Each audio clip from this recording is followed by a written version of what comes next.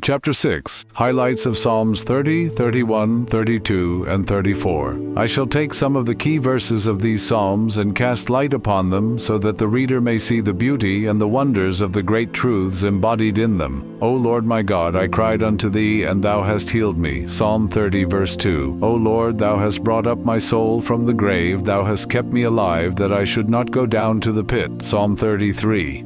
We should recognize the truth of Walt Whitman's pithy saying, I am not all contained between my hat and my boots. You are the universal principle in a particular manifestation. I am the Lord that healeth thee. Exodus 15:26. For I will restore health unto thee, and I will heal thee of thy wounds, saith the Lord. Jeremiah 30:17. The infinite healing presence is within you, and when you call on this power, its nature is to respond to you, as you employ the formula, I am, therefore I can, therefore I will. Realize that the I am is the presence of God in you, which is the only healing power there is. As you claim, God is healing me now, and believe what you affirm, results will follow.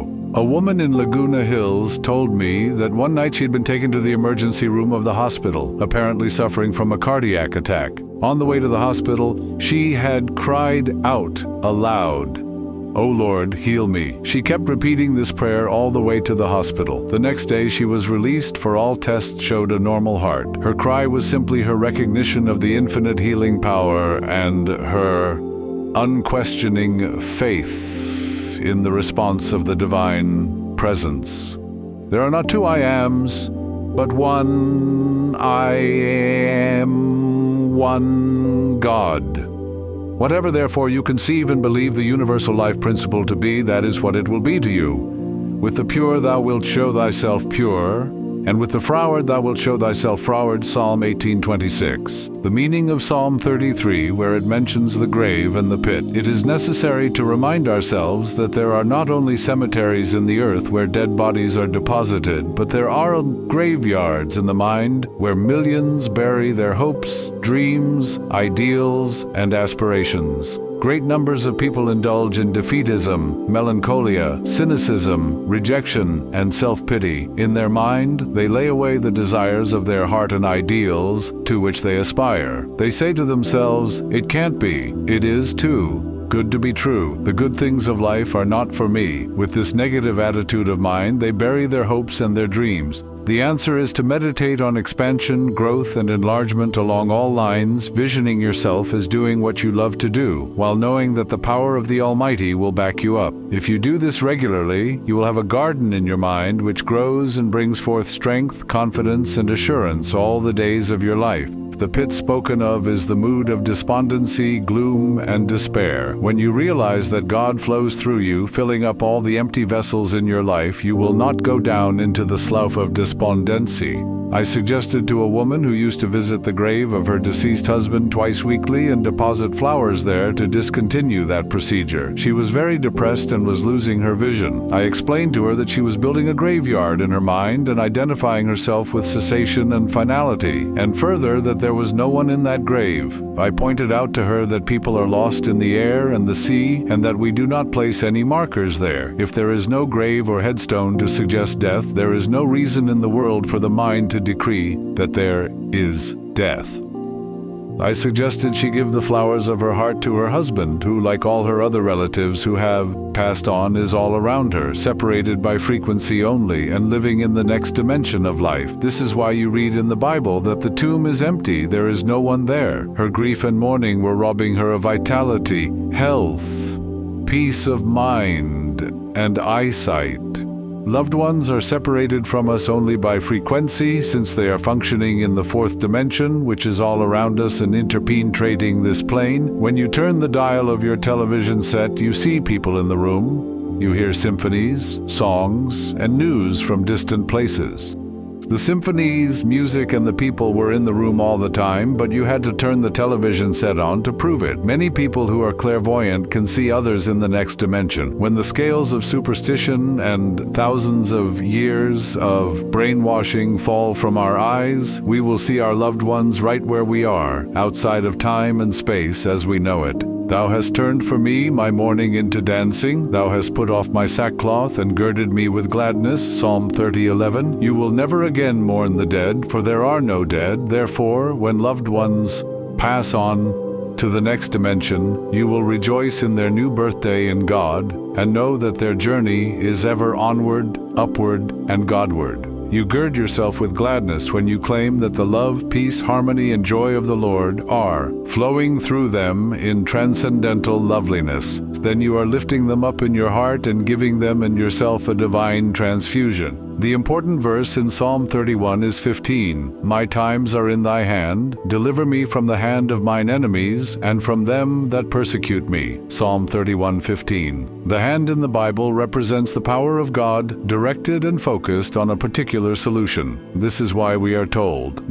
He that believeth shall not make haste, Isaiah 28:16. His name shall be called Wonderful, Isaiah 9:6. This God presence is full of wonders, and the answer to your prayer will come in God's own time and in God's own way. Wonders happen as you pray. You must realize that the enemies spoken of in the Bible are of our own household or mind. In other words, the enemies are thought patterns, and the mental images are created by ourselves in our own mind.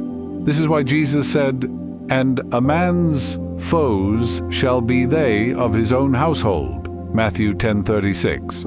You must also understand that the source of all persecution is none other than your own mind. The Bible says, "Blessed are they which are persecuted for righteousness' sake, for theirs is the kingdom of heaven." Matthew 5:10. For example, if someone lies about you, maligns you, and says all manner of evil about you to others, you might find righteousness or right thinking rather difficult if you give way to fear, anger, hate, resentment, or desire.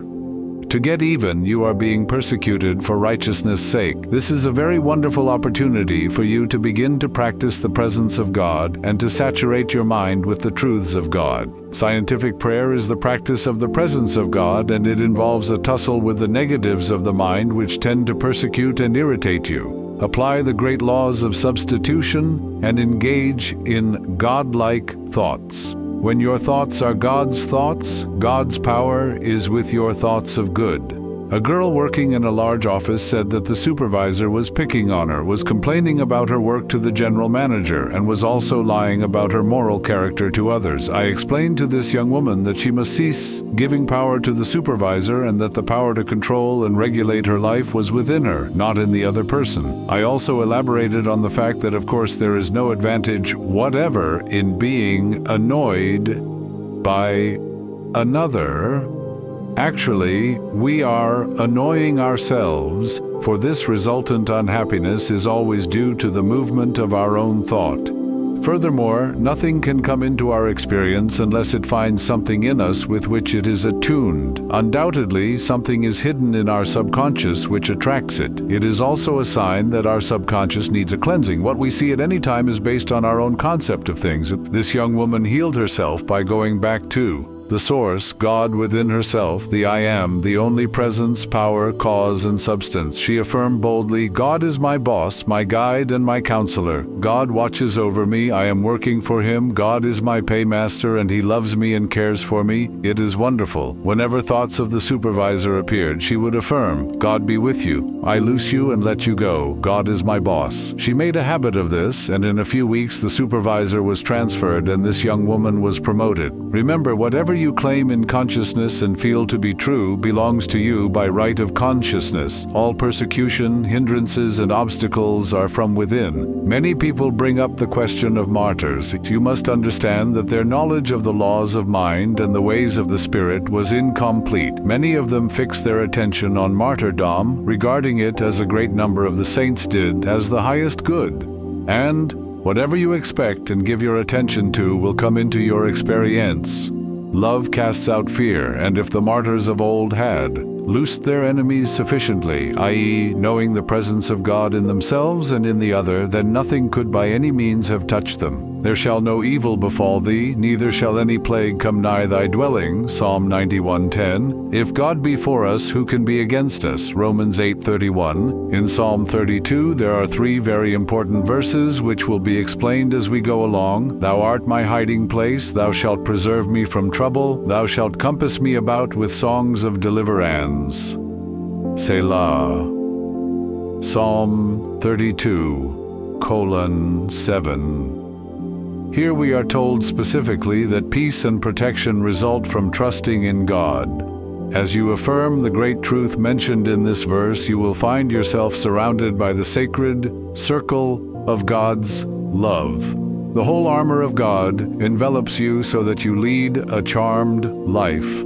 A detective assigned to the field of narcotics, which is highly dangerous at times, told me that his wife gave him a gold medallion with the 7th verse of the 32nd Psalm engraved on it. He attached it to the chain of his watch and has imbibed and absorbed the truth of it in his heart, subconscious mind. The proof of this is that he has been fired at several times at close range, and the guns always jammed or the bullets missed him.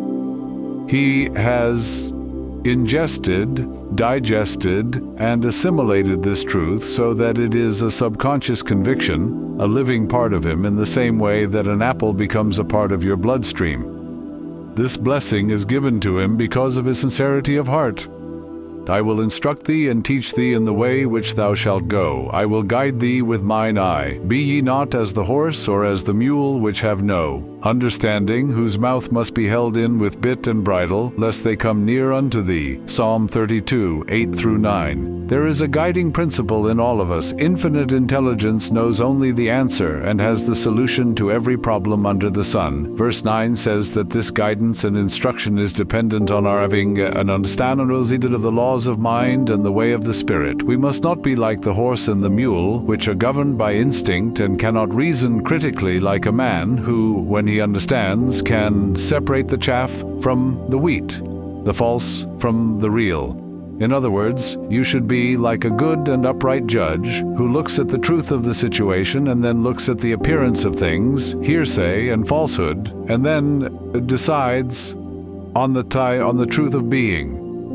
A woman living here in Leisure World, Laguna Hills, was invited to join a group tour a few years ago in which a great number lost their lives due to an air mishap. She prayed as follows before making a decision. Infinite intelligence reveals to me the answer, guides and directs me in my decision, and I follow the lead which comes clearly into my conscious, reasoning mind.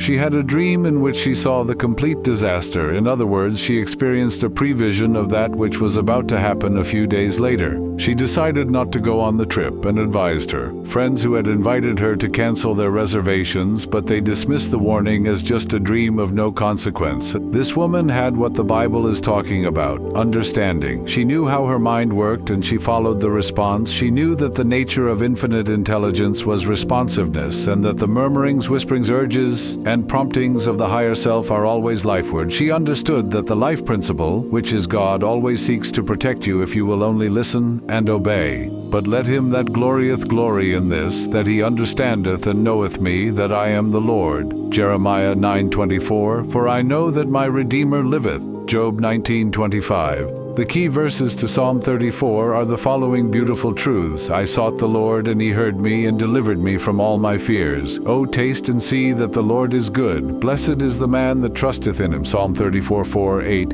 Fear is man's greatest enemy. Fear is behind failure, sickness, and poor human relations. Fear is really a lack of faith in God. Fear is faith in the wrong thing. Fear is based on the belief that external things are causative, which is false. The only creative power that exists is the Spirit, or God, in you. Go back to the source and realize that God is the only presence, power, cause, and substance, and is flowing through you as harmony, health, peace, joy, abundance, and security. As you make a habit of this, all fear will gradually fall away. Give all your allegiance, loyalty, and devotion to the Spirit within you, and refuse to give power to any created thing or to any man, woman, or child. Then you are on the way to being delivered from all your fears. A little girl was paralyzed with fear because her grandmother had told her there was a bogeyman in the cellar who was going to take her away because she hadn't obeyed her. Her older sister, feeling compassion, took her down to the cellar and turned on the light. She showed her there was no bogeyman. She was, thus, freed from fear. The fear in her mind was as real as if there really had been a bogeyman. She was healed of a false thought in her mind. The thing she had feared did not exist. Likewise, most of your fears have no reality. They are merely a conglomeration of sinister shadows, and shadows have no reality. When verse 8 says, "O taste and see that the Lord is good," it means that when you really digest and appropriate the truth that there is only one lordly power which moves as unity, harmony, wholeness, beauty, and perfection, you will place all your trust or faith in the goodness of God in the land of the living. You will realize that fear is a thought or mental image created solely by yourself and which has no reality. There is no principle behind fear, and there is nothing to sustain it. Suppose you are afraid of the water, a mountain, closed places, open places, an interview, an audition, or you fear a journey such as an airplane trip. You will find the following technique very rewarding. Let us say that you are afraid of the water. Begin now to sit still for 5 or 10 minutes, 3 or 4 times a day, and imagine you are swimming. Actually, you are swimming in your mind. It is a subjective experience. Mentally, you have projected yourself into the water. You feel the chill of the water and the movement of your arms and legs. It is all a real, vivid, and joyous activity of the mind. It is not idle daydreaming, for you know that what you are experiencing in your imagination will be developed in your subconscious mind. Then you will be compelled to express the image and likeness of the picture you impressed on your deeper mind. This is the law of your subconscious. You could apply the same technique for any fear or phobia, whether you are afraid of closed places or high places. Imagine you are climbing the mountain. Feel the reality of it. Enjoy the scenery, knowing that as you continue to do this mentally, you will do it physically and with ease and comfort. And you have put the law of your mind into practice, so you are free from fear. O taste and see that the Lord is good. Blessed is the man that trusteth in him. Psalm 34:8.